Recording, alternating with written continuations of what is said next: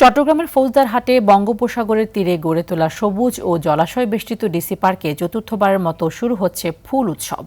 শুক্রবার থেকে মাসব্যাপী এই আয়োজনে বসছে ১৪০ প্রজাতির লক্ষাধিক ফুলের আসর। বাংলাদেশে বসবাসরত ১৬টি দেশের শিক্ষার্থীরা নিজ নিজ সংস্কৃতি নিয়ে এতে অংশ নেবেন।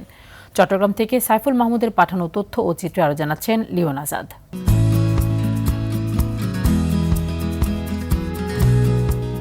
চট্টগ্রামের ডিসি পার্কের এই উৎসবকে বলা হয় দেশের বৃহত্তম ফুল উৎসব। পার্ক জুড়ে ইতোমধ্যে শুরু হয়েছে সাজসজ্জা ও প্রস্তুতির কর্মযজ্ঞ। নানা রঙের ফুল, সবুজের সমারোহ এবং সংস্কৃতিময় আয়োজনকে কেন্দ্র করে নগরীতে তৈরি হয়েছে উৎসবের আমেজ। ফুল ও জলাশয় মিলিয়ে পার্কটি একটি পূর্ণাঙ্গ ইকোসিস্টেমে পরিণত হয়েছে।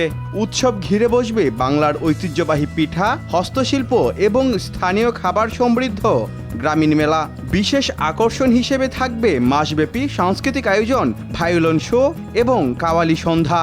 থাকবে গণভোট সংক্রান্ত একটি স্টল।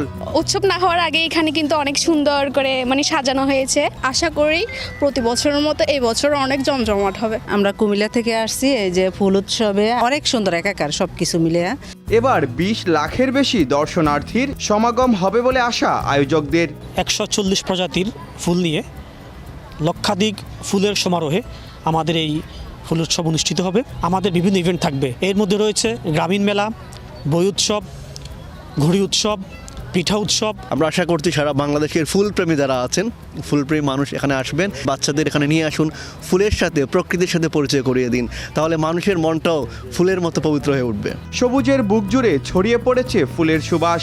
১৯৪ একর জমির ওপর গড়ে তোলা এ পার্ক যেন হয়ে উঠেছে প্রাকৃতিক সৌন্দর্যের অপরূপ আধার।